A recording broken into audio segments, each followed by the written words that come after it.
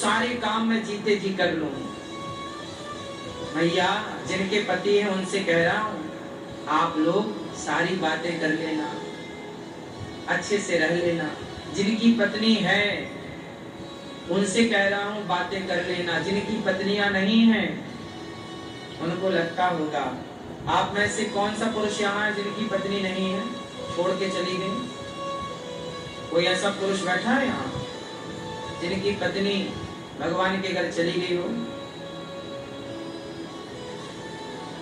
ऐसा यदि कोई है तो आपको ये जरूर लगता होगा कि हमारी पत्नी होती तो हम ये भी कह देते, उसके लिए ये भी खरीद के ले आते, उसे ये भी दे देते।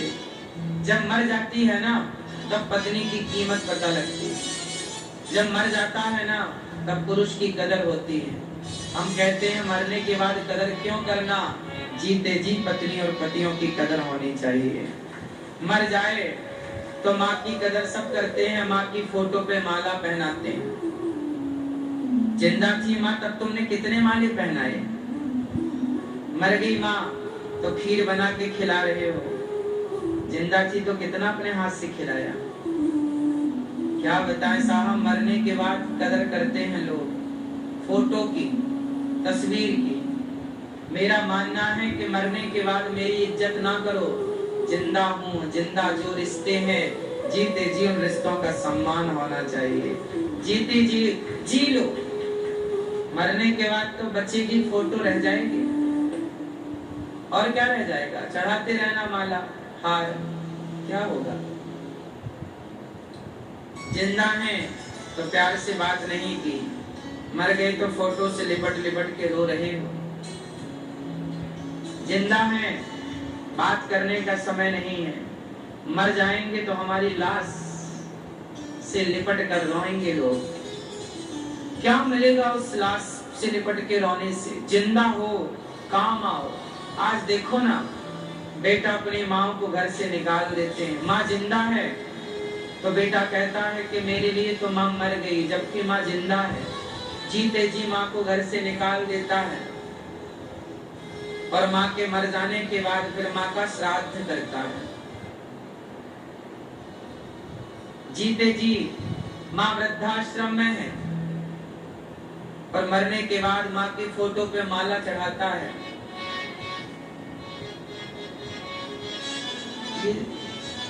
क्यों? तुम्हारी आत्मा नहीं कह रही कि तुम ये सब गलत कर रहे हो?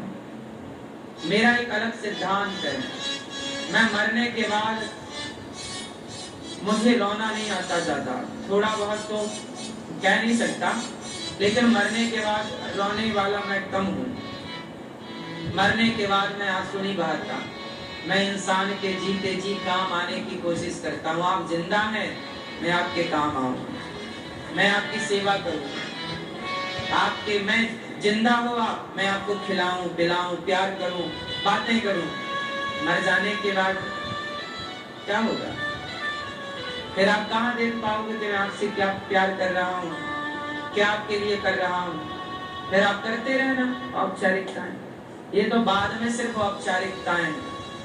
ठीक है, एक ऋण है वो भी बच्चा चुकाता है, तर्पण करके, श्राद्ध करके, गया जी करके, भागवत करा के पितरों के नाम। ठीक है, वो ऋण है, आप चुका रहे हैं, अच्छे हैं, लेकिन जीते जी जो जीते जी के कर्तव्य है ना, वो जीते जी पूरा करो।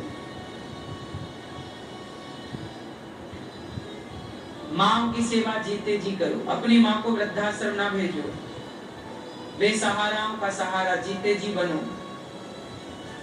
जब सीता माँ को रावण ने चुराया तो सीता माँ को देखकर सब रोए, हे सीता जा रही है, हे रावण लेके जा रहा, सीता माँ रो रही है, तो सीता माँ का रोना देख के सब रो रहे हैं। सब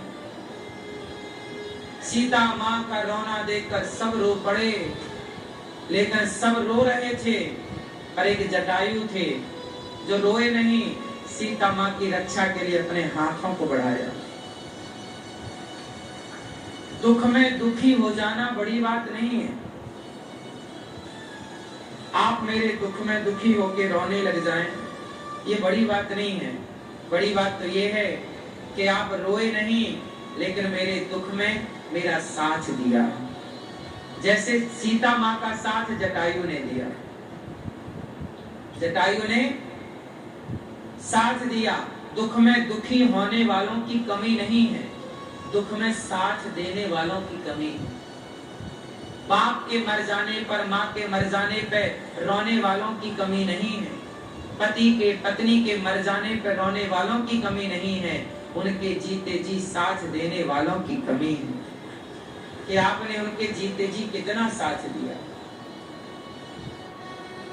क्यों? मर जाने के बाद तो रोएंगे, ऑप्शन ही नहीं है कुछ। जटायु अच्छे थे, मैंने जटायु से सीख ली कि जटायु रोए नहीं, सीता माँ के लिए रावण से लड़ गए। मैं रक्षा करूंगा, सब लोग रो रहे थे, सीता रो रही है, हम भी रोएंगे, सीता जा रही है, दुखी है, क्या होगा तुम्हारे रोने से? कोशिश करी कि आपने, हाँ, आज बच्चे अपनी माँ को घर से निकाल देते हैं। जब उन माँ का किस्सा आप सुनते हो कि एक माँ, अभी मैं सुन रहा था एक माँ के बारे में, एक माँ थी, उस माँ के 5 बेटे, पति मर गए, छोटे छोटे बच्चे हैं।